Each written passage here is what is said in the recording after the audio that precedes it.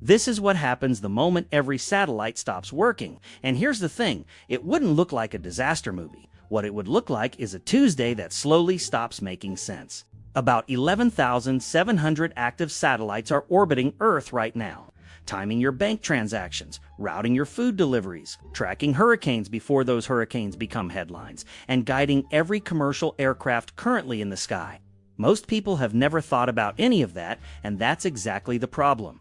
More than 45,000 human-made objects are circling this planet, active satellites, dead ones, and pure debris, and more than half of everything ever launched into space went up in just the last 5 years.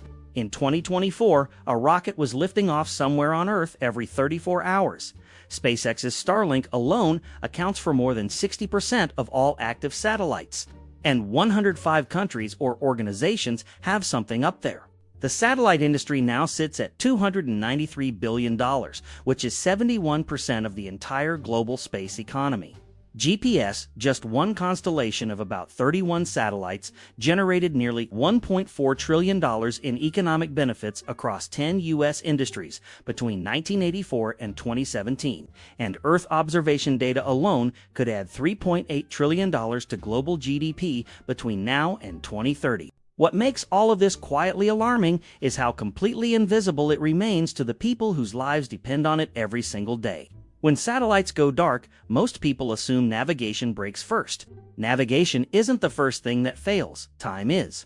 Your bank doesn't use GPS to know where it is, it uses GPS to know when it is, down to the microsecond. The New York Stock Exchange runs GPS antennas on the roof of its New Jersey server farm, specifically to timestamp every automated trade. And banks, ATMs, and cell towers across the country all depend on that same signal to keep their systems synchronized. Lose that signal, and within hours, engineers start seeing what they call clock drift, which doesn't mean your phone shows the wrong time. It means the systems moving money, synchronizing power grids, and routing cellular traffic begin degrading, then failing outright. GPS lives inside more than 7 billion devices worldwide, and the U.S. Department of Commerce puts the cost of an outage at around $1 billion per day, with a 30-day outage during planting season potentially costing farmers alone $45 billion. One U.S. military commander described the outcome directly. The entire economy would come to a halt because we couldn't move data, and we couldn't move people, and we couldn't move goods. Weather is where losing satellites gets dangerous in a completely different way. Low Earth orbit satellites supply more than 80% of the data feeding into weather prediction models. And without them, forecasters go nearly blind. October 1987 showed exactly what that looks like.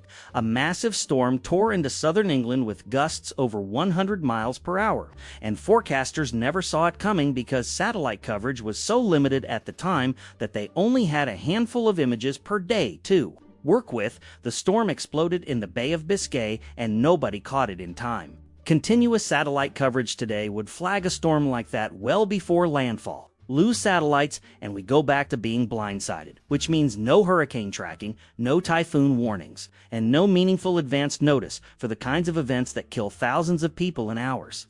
Here's what almost nobody talks about. The United States has no backup. There was a system called LORAN, a network of ground-based towers built during World War II that delivered navigation signals completely independent of space, and the U.S. shut it down in 2010, calling it obsolete in the age of GPS. Russia kept their equivalent running. China built a layered redundancy system using space, fiber optics, and ground broadcasts working together.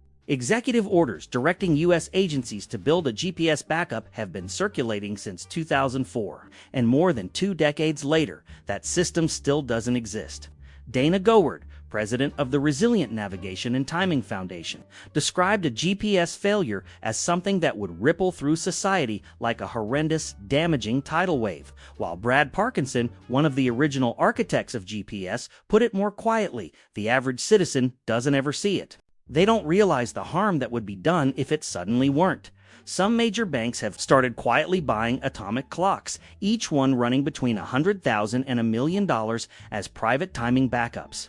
But the tens of millions of ATMs and point-of-sale terminals scattered across the country have nothing behind them, which experts describe as a, quote, wicked problem. For realistic scenarios could actually take satellites down, and at least one of them is already in motion. A deliberate attack sits as the most immediate threat, given that 4 countries have already proven the capability: the US, Russia, China, and India. In November 2021, Russia destroyed its own Cosmos 1408 satellite with a missile, generating at least 1,500 trackable debris pieces and forcing the International Space Station crew to take shelter multiple times. Early 2024 brought U.S. intelligence warnings that Russia is developing a new anti-satellite weapon, potentially involving nuclear technology. A unilateral ban on this kind of testing came from the U.S. in April 2022, and when the United Nations put a resolution banning such tests to a vote, China voted against it, while India abstained. The second scenario carries the name Kessler syndrome, after NASA scientist Donald Kessler, who first described it in 1978. The mechanics are straightforward. Enough debris in low Earth orbit means collisions start cascading, each impact generating fragments that hit other satellites, those collisions generating more fragments, until the orbital lanes humans depend on become unusable, not for years, but potentially for centuries. February 2009 offered a preview when Russia's dead Cosmos 2251 collided with the operational Iridium-33 satellite and produced nearly 2,000 debris pieces larger than a softball. Kessler himself later wrote that the debris environment had already become unstable, describing the cascade as continuous and as already started, and some researchers now believe certain orbital altitudes between 520 and 1,000 kilometers have already crossed the critical threshold.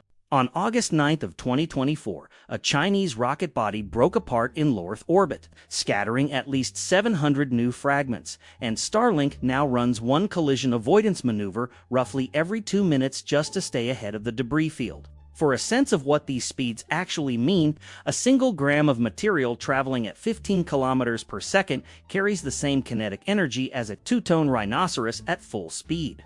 Cyberracks and GPS jamming make up the third scenario, already active in conflict. Zones right now, and a solar storm large enough to disable satellites and ground infrastructure simultaneously rounds out the 4. One last detail deserves attention before this ends. GPS satellites experience time dilation, meaning their onboard clocks run 38 microseconds faster per day than clocks on Earth because of their speed and altitude. Every day, the GPS system corrects for this, corrects for Einstein's general theory of relativity as a standard maintenance function. Skip that correction, and position errors pile up at roughly 10 kilometers per day. General relativity isn't something that lives in a physics textbook. It's a daily calculation that keeps global navigation from quietly falling apart. About 11,700 active satellites are up there right now, and the systems they support touch a global economy measured in the tens of trillions. We built the modern world in orbit. We just forgot to build a way back down.